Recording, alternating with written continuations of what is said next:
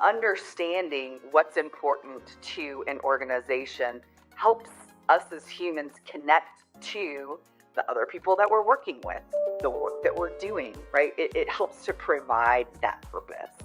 And so I think that's a really critical why from my perspective. Hi, and welcome to Work Smart, a podcast from Social Talent that's all about becoming more work smart. I'm Johnny Campbell, CEO and co-founder of Social Talent. And this week, we're talking about how do you define and roll out core values in an organization. And joining me is Margaux Gillman from job.com. Let's do this.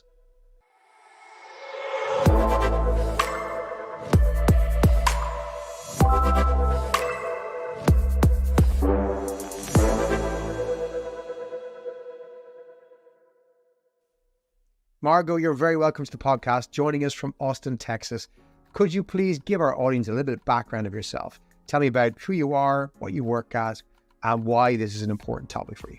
Yes. Hello. Thank you for having me, Johnny, and excited to talk about one of my favorite things, core values, and launching those and embedding those in an organization. So Margaux Gillman, based in Austin, Texas, as Johnny said.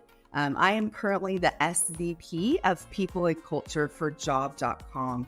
Job.com is a tech-enabled staffing and search organization. So we are really focused on utilizing AI to help match people to great work opportunities, something I'm very passionate about. So really enjoy what I get to do at job.com, which is very much in line with what we're talking about today, right? Setting out core values, making sure that the organization is aligned to those values in all ways. And in general, just kind of taking care of the people across the job.com ecosystem. Outside of work, I love living in Austin, Texas, because I am an avid live music lover. Go to as many concerts as possible. I think we've been to 30 large format shows already this year, seen some great music, gone to some great festivals. We've got Austin City Limits coming up here in a couple of weekends, so excited about that. So that's often where you'll find me when I'm not working, is enjoying some music. Also love the kind of outdoor lifestyle here in Austin, so enjoy hiking and taking the dogs and the kiddos around to enjoy the beautiful hills and things that we have in Austin. So that's a little bit about me. I forgot, Margaux, we were due to broadcast this a while ago, but I had to reschedule because I'd messed up because I was going to a festival with my kids, which we haven't talked about.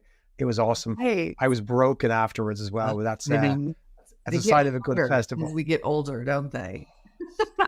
Stop. That's not reveal our ages just yet, Margaux. Let's pretend we're still well up for doing those festivals. But Margaux, values is an interesting thing because pretty much every company has them written somewhere, sometimes on the wall, at reception, on the homepage or whatever. And often people complain that they mean nothing in reality. Yeah. So they have a bit of a bad rep, certainly in the HR and people culture community. From your perspective though, what makes a good value and what do you mean by a good value? Yeah.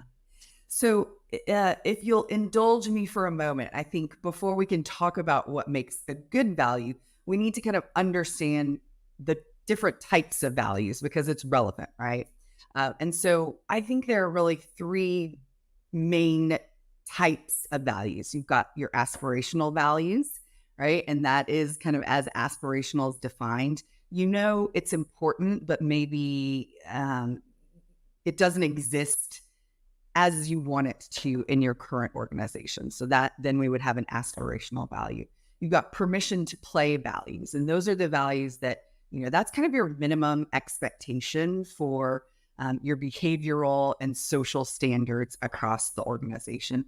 And then you've got accidental. And those are the values that, oftentimes I think we connect to most seamlessly because they just are part of the ether, right? You didn't necessarily say it out loud, but it just is what shows up across your organization. So aspirational, permission to play, accidental, right?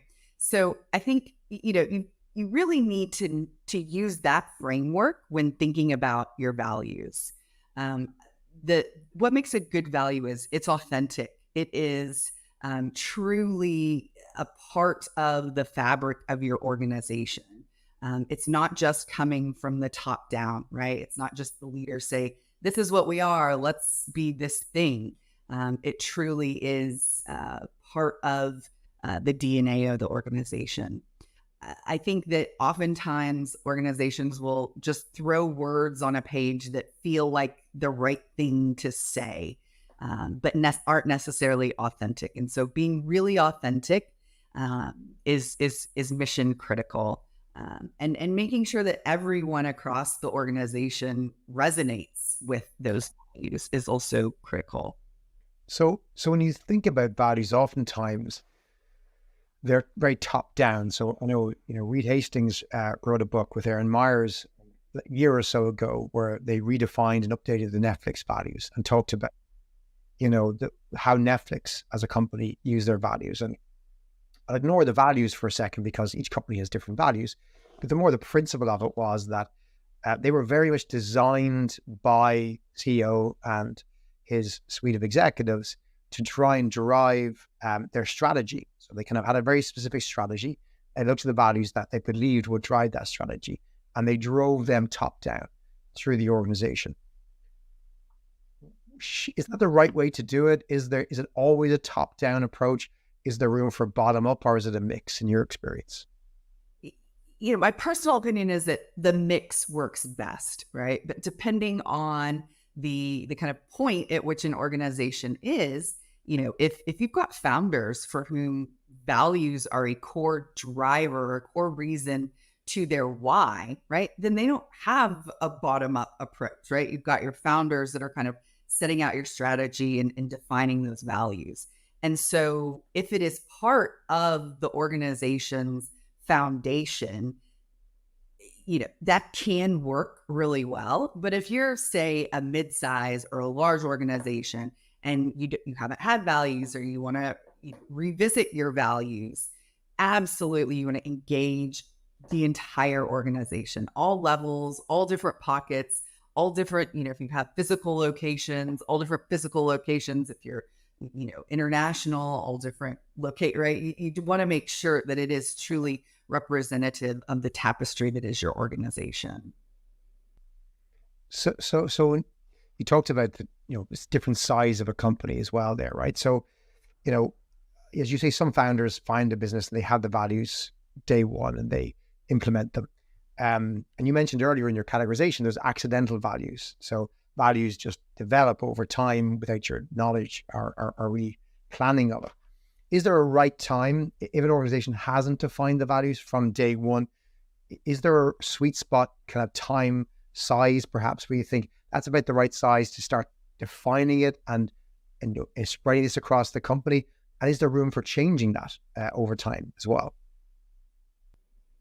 I have a bias, right? My bias is do it as soon as you possibly can, right? Because from my perspective, values should be a part of every single component of your organization. They should be a lens through which you make decisions. You should be hiring people based on their alignment to your values. And so the sooner the better, right? I also think, organizations and leadership shouldn't be afraid to pivot on the values, right? We're in a world where lots of organizations are highly acquisitive at the moment. If you go through a series of acquisitions and the general makeup of your organization looks and feels different, that's a great time to reset and say, hey, does this still feel right? Is this in line with who we are, who we want to be, where we're going? Unlike a mission, right, which you want to kind of stay pretty steady on, values can morph and flux just like an organization. They cannot. So I may have shared the story with you, but over the summer, I was with the team in IKEA in Sweden, and we were I had the pleasure of joining their team, their HR team, on their kind of culture values building week, which they do every year. And they go back to the town in Sweden that Ingvar, the founder of IKEA, was born, and where the first IKEA store opened. And he documented in a book, I think it's a small book that I think it's called something like, a guide to running a furniture store, something like that. And it basically, he detailed exactly, the principles by which he believed you needed to run a store, which essentially are the IKEA values. And the IKEA values, they've been changed once over the years. So they weren't formally documented as values for several years, although they were written in the book. They weren't called values, they weren't called out. But they invest an enormous amount of time in trying to teach the company and all the employees with experiences in an experiential way what the value was. So, for example, they bring them all out to this small town in Sweden, and they'll have to lift rocks, which is something that I learned in Sweden 100 years ago or 200 years ago. A lot of that part of the land that called small land, there was rocks in the fields everywhere, big boulders. And so the people of that area were very hardy, because to farm, you had to literally find a way to move these massive rocks to clear the fields. And they became a very tough group of people. And there was a massive famine there a couple 100 years ago as well. And they went through a lot of hardship. And then there was inventions to improve that. So the whole point was that they had small land values, which was you work as a community, you value the small things, you work extremely hard. And so they bring people out there to lift rocks, and to immerse themselves in the small land values, the culture and the place, so they understand how it works. Now that's a lot of effort to go to try and really infuse your values. I met the person who's responsible for values globally, and he's a team, and they research these things, they record videos, they put so much effort into it. And it struck me as, wow, that's one way of doing it, but that's not the norm, right? Folks have different ways of doing it. Some write them down, put them on a wall, move on. Like when you think about successfully rolling out values, like let's say you just redefined them, or you defined them for the first time as an organization. To you, what are the kind of core ingredients of a successful rollout? Because I assume it's more than just print them and move on. What does it look like to you? Is it as extreme as maybe the IKEA example, or is that aspirationally fantastic but unachievable for most? Or what do you think? I love that example, and I hadn't heard that about IKEA. So thank you for sharing. Obviously, that is the gold standard. If we could all kind of afford that in our budgets to give that kind of experiential connectivity to the values, that would be amazing. But I think there are absolutely things that all organizations can do without, bringing the whole team to Sweden or wherever, right? And so I'll share some of the components that I think you need to have for a successful values rollout. Number one is establishing a group of people who can be champions. So that's not just your leaders, right? The assumption is that leadership obviously is going to be championing these values. But oftentimes our most influential people in an organization are not in leadership, right?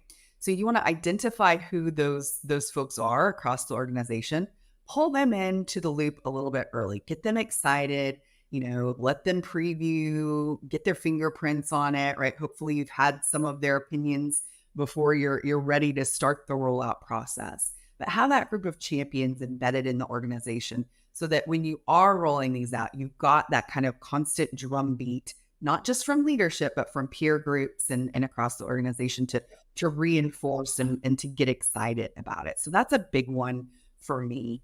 I think another one is just really being prepared for the rollout process, being thoughtful about your communications plan, right? I mean, this is internal marketing 101, right? These are part of the DNA of an organization. So you want to have as thoughtful a marketing plan as if you were rolling out a new product to your end user or your consumer. Communication, swag, everybody loves it, right? A t-shirt, a mouse pad, anything that can keep the values top of mind as you're just rolling them out. Another just kind of tip, when you as leaders or the team who is responsible for rolling the values out is sick of talking about them, you've just started to scratch the surface, right? You need to amplify times 10 to really kind of distribute the message and make sure that everyone is aware of and understands, what the values are and then what they look like in practice. And so that's when you get into another recommendation I have, it's just once you roll them out, that's just the start, right? I think that workshops, roundtables, things like that work really well, where you're sitting with a smaller group of people. Team conversations, I think, is a great use case here, where teams are talking about, okay, what do these look like day to day in our work? How are we going to pivot on our team norms or the way in which we engage with one another to make sure that we're demonstrating, we're making decisions through this set of values, and practicing what they look like in practice. So that's really when you start to understand, okay, here's what the values are. They're on the wall. Great. What do they look like when I'm showing up every day and I'm doing my work? And so I think that's really important is once they're launched, that's just the very beginning, and the real work starts to embed those values into your employees' day-to-day work. How you're bringing people into the organization, how you're assessing performance and promoting people. They truly do have to become part and parcel of everything that's happening across the organization. Well, talk to me further about those examples, because I'd like to tease them out. You talk about, infusing them in how you hire, how you manage performance, how you incentivize people. So, let's go back to gold standards. What does great look like when or what have you seen in your career where it's been done really well, whether in your organization or a different organization, around those areas, hiring, performance management, incentivization, or whatever other categories that you want to bring up? Yep. So I think it's all about being crystal clear about the set of values and what those behaviors look like, right? Because once you've identified that, then you can easily, I'm using air quotes easily, right? Nothing related to humans and behaviors and cultures necessarily easily done. But I think that, if you say this value looks like this, here's how we demonstrate it and how we show up in our work. Then as you're bringing people into the organization, it's a great filter, right? And what I have seen success, while this sounds funny, is when people opt out, right? This isn't the right culture for me. This isn't the right opportunity. I celebrate that when I'm bringing people into an organization, because ultimately that's what you want. Square peg round hole never works. So when you have clearly articulated and defined what your values are, what they look like, how we demonstrate them, you can talk about that very transparently as you're bringing people into your organization. Then it's that constant drumbeat of whatever your performance review, assessment process looks like. They have to be core to that, right? If you've got people leaders, then you want to, make sure that you're evaluating them against the set of values, how they show up as leaders. Same for your individual contributors. So making sure that they're weaved into your performance process. If you do a compensation merit review process, needs to be a part of that, right? It needs to show up in every stage of the kind of team member life cycle to be truly successful and truly embedded. So thank you for those examples of the good stuff, right? Often, though, we learn from when we do it wrong. I wonder if you would be open to sharing perhaps some of the less successful examples where you've learned from how not to do it, or maybe it hasn't been, your organization, but when you've seen it done wrong, or you've tried something and heck, it just didn't work because of X, Y, Z. Maybe, do you have any of those learnings to share with us of maybe when it didn't go quite right and what you learned from that? Yeah. I think I've kind of alluded throughout the conversation. If you just have a meeting and you say, these are our values, rah, rah, rah, here's a coffee mug, go forth and do your job, nothing is going to be successful, right? And so I've certainly been part of launches of values earlier in my career where that's what we did. We were really thoughtful about putting them together. We had a big meeting, that's pre-COVID, so everyone's together. We have, a rah-rah around it. And then we go away from the meeting and nothing else happens. We don't talk about it again. We don't, have materials to support it. We're not doing any of the follow-up and follow-through activities. And so, they just are that thing that are on the wall when you walk in the door. But people don't, if you asked anyone around the organization, they wouldn't know what they are. And so I think that's the biggest mistake, is that, people do tend to invest a lot of time and energy defining the values, and then they drop the ball completely when it comes time to roll them out and embed them in the organization, because that's the key. The rollout is just the beginning. You might think that the thoughtful preparation and the analysis of your organization and strategic drivers is the work. That's not the work. That's the pre-work, right? The work is getting them embedded in your culture and embedded in how your people show up and how you're assessing talent and promotion and things like that. I guess what I'm hearing is, once you're trying, you kind of can't go wrong, because it's constantly reinforcing them. Some efforts will be better than others, but it's the continual process of trying to create engagement, awareness, communication around your values, to infuse it in different parts of your business. Some will be more successful than the others, but the big lesson is just not trying anything, or not being conscious of that effort, is where you'll fall down. Otherwise, just try everything, because any effort is going to hopefully make you more successful, because it's just getting it back on the agenda, reminding people that it's really important to the business. That'd be fair to say. Absolutely. We're busy and we are easily distracted as humans, right? We've got phones dinging and this thing happening and lots going on at work and lots going on at home. And so repetition truly is the key to learning. I say that a lot. And you don't have to have grand demonstrations every day.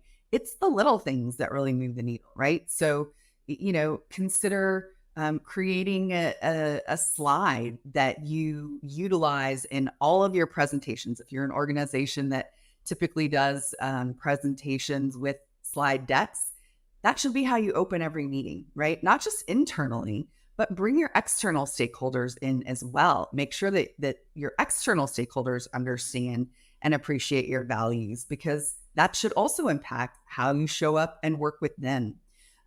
So again, it's little things that can move the needle, but it is about consistency and again, that kind of constant drumbeat, so that every day, every person across your organization is interacting with and touching the values, experiencing them and demonstrating them.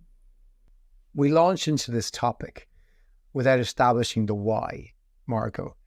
So in your experience, why do this? Like, what are the outcomes for an organization of strong values that are well embedded, well understood? Why do organizations put effort into this? Like, what's the ROI in your experience?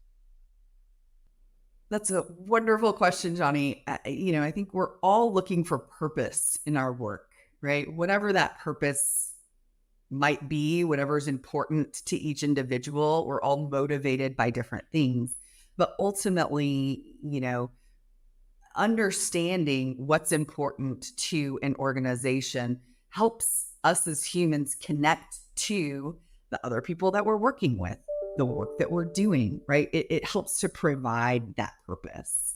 And so I think that's a really critical why from my perspective, right? It is so important to distinguish one organization from another these days. There's a lot of potential places that people can spend their time and energy. And so if we invest heavily in creating values and, tying our culture to those values, people know what they're getting and they can, really feel that in their work. And I personally believe that helps make that purpose come to life. I love that. It reminds me, several years ago, a friend of mine had joined Tesla as the VP of TA for international. And he was based in Amsterdam, and he'd been working for big tech companies, and everyone wanted to work for Tesla at the time. And so they're getting a lot of job applications from Google and Facebook and LinkedIn and these folks. And they would join Tesla and they'd rock in to the office after they signed their contract. And the first thing is like, where's the canteen? Where's the coffee? Where's the everything? Is like, we've got one espresso machine, like the one that takes one cup at a time. And that's it. No t-shirts, no swag, no free meals, no nothing. And the folks they were hiring from these tech companies were like, well, that doesn't make sense.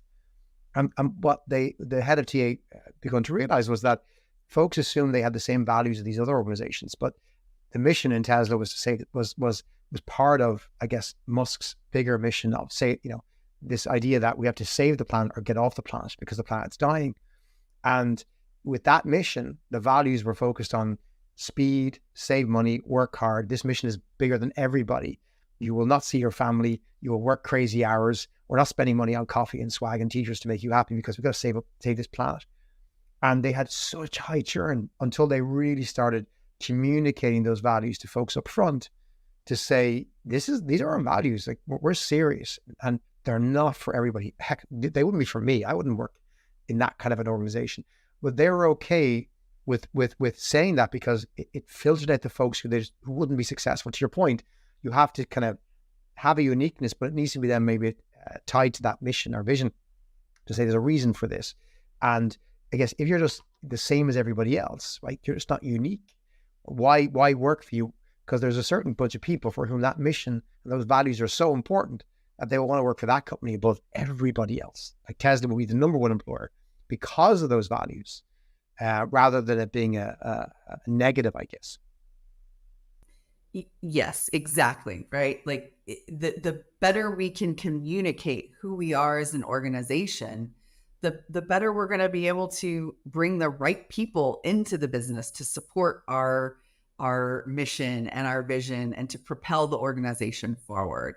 Again, square peg, round hole, it's never a good thing. It's never a successful long-term relationship.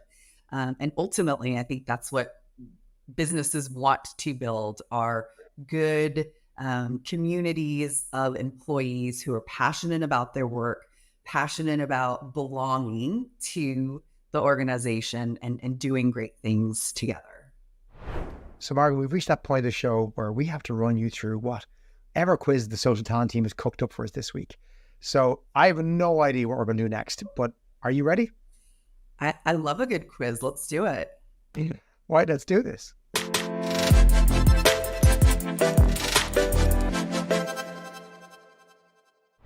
So this week we've got a special quiz in store aligned with our theme.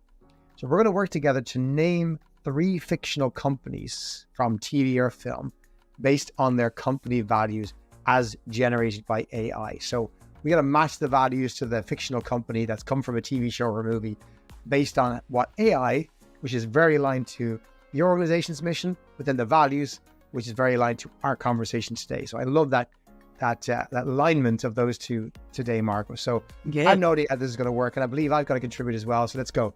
Let's bring up our first quiz question. So we have 3 different values here.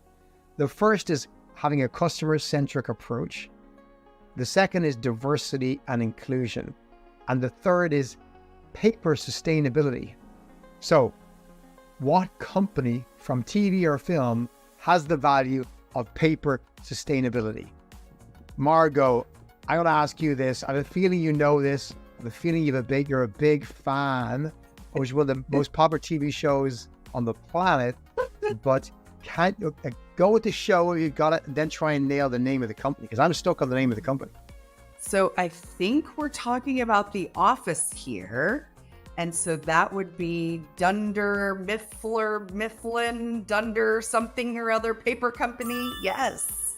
Dunder Mifflin Inc. Well done, from The Office. You nailed it. I love it. Okay, well done. That's brilliant.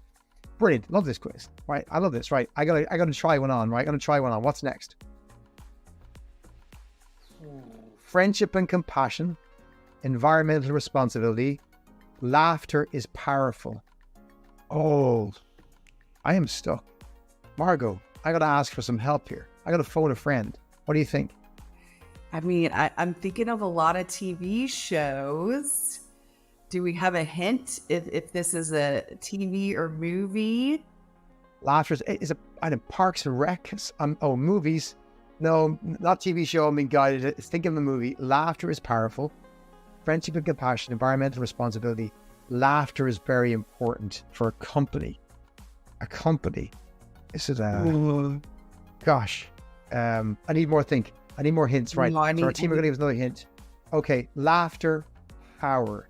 Laughter and Power. Is It's it a movie. is it a kids movie? Is it a kids movie? What do we think? Is it a kids movie? Yes. Yes. Okay, I have a guess. Go. Monsters Inc. Oh, I love that. Yes. I love that. Nice. Laughter is Power from Monster Inc. 2 for 2. Margaret, you are on fire. Okay, I think we got more. One more company. Let's go. So our third and final one, Margot. Secrecy and Surprise, Adventure and Exploration. And the one we're asking you to focus on is Whimsy and Imagination. So it's either a TV or a movie. What do you think? Oh. It does sound very like almost hocus pocusy, perhaps. And our producer is saying it is a movie. Is there a movie? So, but was there a movie? There's no company in Hocus Pocus that I can remember. No. No. Are we on the right track, producers? Tell me we're on the right track. Give us a hint. Hocus Pocus, kind of kids movie, kind of something like that. That it's witches and those sorts of characters. So we got to focus on imagination. I'm being told imagination, not witches. What? Oh. Oh.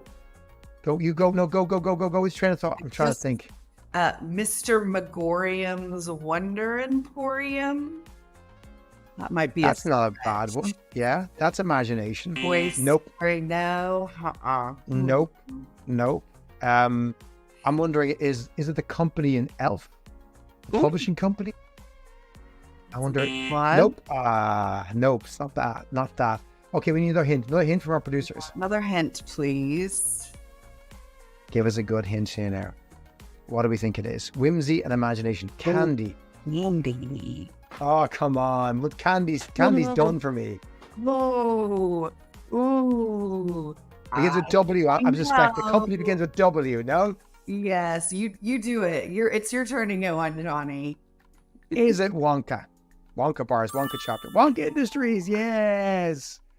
Brilliant. That was a tough one. How could we forget?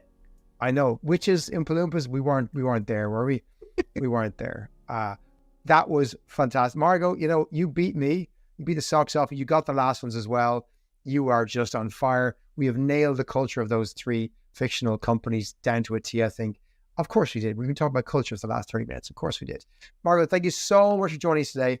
If any of our listeners want to reach out to you to get your views on culture or anything else, where can they find you? Where's your social presence? What's the best way to reach out to you? Yeah, LinkedIn is a great spot to find me. I check my messages there regularly, and I'd love to engage in conversation with anyone around this topic. It's a real passion for me.